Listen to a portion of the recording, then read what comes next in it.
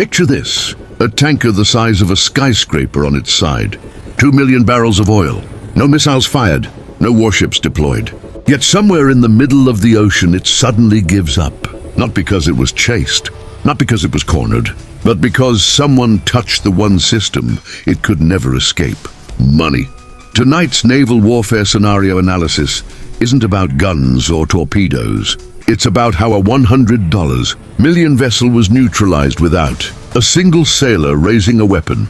A ghost tanker thought it had vanished. Radar blind, tracking off, identity erased. But while the captain watched the horizon, Washington was watching something else entirely. And that mistake, that single assumption, turned a perfect escape into a forced surrender. Because in modern warfare, the deadliest weapon doesn't sail the sea. It controls what flows through it. And in the next minute, you'll see exactly where this tanker went wrong. Let's rewind a few hours earlier, before the surrender, before the phone call, before anyone realized this operation was already over. The tanker, known publicly as a routine commercial vessel, slips into the Persian Gulf's gray zone. This is one of the most surveilled waters on Earth. And yet, this ship believes it has found a loophole. Night falls. Lights go dark, and then the critical move. The AIS transponder goes silent. To the civilian world, the ship disappears. No signal, no identity, no destination. On public tracking maps, it's as if the ocean swallowed it whole. Moments later, another massive silhouette drifts close. Side by side, engines idle, two steel giants touching in open water. This is a ship-to-ship transfer, the oldest trick in modern sanctions evasion. Oil changes hands, paperwork changes names. Sanctioned crude becomes clean overnight. From the bridge, it feels flawless, invisible, untouchable, victorious. But here's the tension point. The moment that AIS signal went dark, someone else noticed. Not a Navy captain, not a destroyer radar, an algorithm. And once that algorithm locked on, this wasn't a chase anymore. It was a countdown. Here's the part most people never see.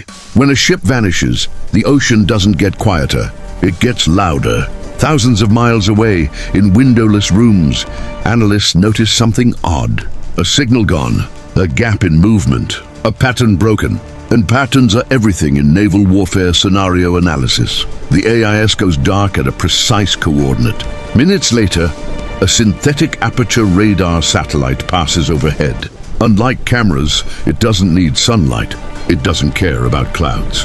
It sees metal on that radar image. Two massive reflections, perfectly aligned. Velocity 0.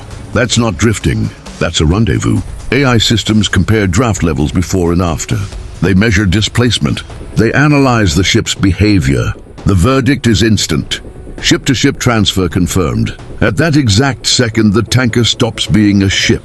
It becomes a file, a case, a target. But here's the twist. The target isn't the steel hull floating in the Gulf. It's not the crew. It's not even the oil. The real target is sitting comfortably on land and has no idea the trap has already closed. This is where modern warfare changes shape. No admirals, no battle maps, no ships maneuvering for position. Instead, financial screens. Investigators don't ask, where is the tanker? They ask, who owns it? The answer triggers everything.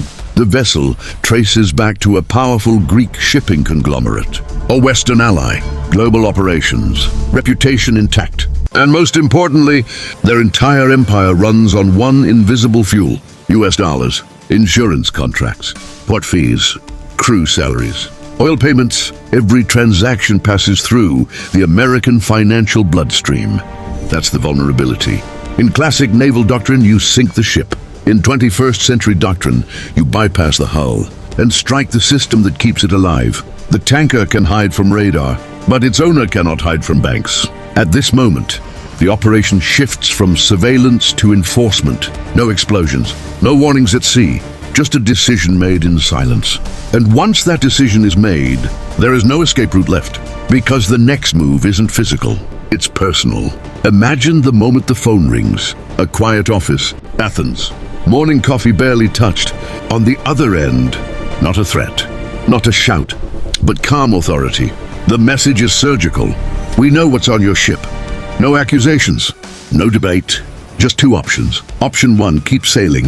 Your company is added to the sanctions list. Accounts frozen. Insurance cancelled. Every port on Earth closed to your entire fleet. Decades of business gone in a week. Option 2, cooperate. Turn the tanker around. Deliver the cargo under US supervision. Your empire survives. This is non-kinetic warfare at its peak. No pressure on the captain, no confrontation at sea. The battlefield is the owner's mind. And in that moment, the math is brutal. Lose one ship or lose everything. The decision is made faster than any missile launch sequence. But the real shock is still coming. Because now, the order has to travel across the ocean. Out in the open sea, the captain receives the message. Not a suggestion, a command. Abort the delivery. Change course immediately. New destination, the United States. Imagine the silence on the bridge. Hours ago, this crew believed they were ghosts, masters of the gray zone. Now they're turning $100 million cargo straight toward the very system they tried to avoid. The helm shifts. The bow begins a slow, undeniable arc. On intelligence screens, analysts watch it happen in real time. That curve in the ocean isn't just navigation, it's compliance made visible. This is the moment naval warfare scenario analysis textbooks will study. No intercept, no boarding. The adversary moves itself into custody. Every mile forward confirms the truth. The battle was never at sea. And as the tanker approaches American waters, one question hangs in the air. What happens when a ghost ship docks? In plain sight? When the tanker finally reaches Houston, there's no chaos. No helicopters overhead. No special forces rappelling onto the deck. Just officials waiting at the dock. Federal agents board the ship calmly, almost casually. Paperwork in hand. No resistance, no drama, because the fight is already over. This is called civil forfeiture. A legal maneuver as powerful as any naval blockade. The cargo is seized. Over 2 million barrels of crude oil, worth more than 100 million, now belong to the US government. Zero fuel burned by warships. Zero shots fired. Maximum effect. The seller loses the oil. The buyer loses the money. And the ship owner keeps his freedom at the cost of never testing this system again. From a naval warfare scenario perspective, this is efficiency perfected. But here's the twist. This victory didn't end the war. It escalated it. Because somewhere else in the world, others were watching and adapting. The lesson spreads fast. If one tanker can be seized without a single shot, others must never be traceable. And that's how the Shadow Fleet is born. Hundreds of aging tankers bought through shell companies, flagged through legal mazes, insured by no one in the West. No US dollars, no Western banks, no compliance pressure. These ships don't just turn off AIS anymore. They lie. Using GNSS spoofing, they broadcast false positions, claiming they're near Japan, while quietly loading oil in sanctioned waters. To tracking systems, they appear harmless. To financial intelligence, they're ghosts with no veins to squeeze. This is the counterpunch. The US tightens enforcement. Adversaries dissolve ownership, each side evolving in real time. The capture of one tanker changed behavior across the globe.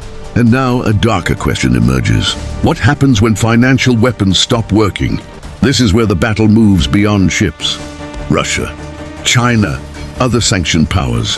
They're building parallel systems, alternative payment networks, non-dollar settlements, energy trades outside American reach. Not loudly, quietly. Because they all saw the same thing. The tanker didn't lose because it was weak. It lost because it depended on the wrong system.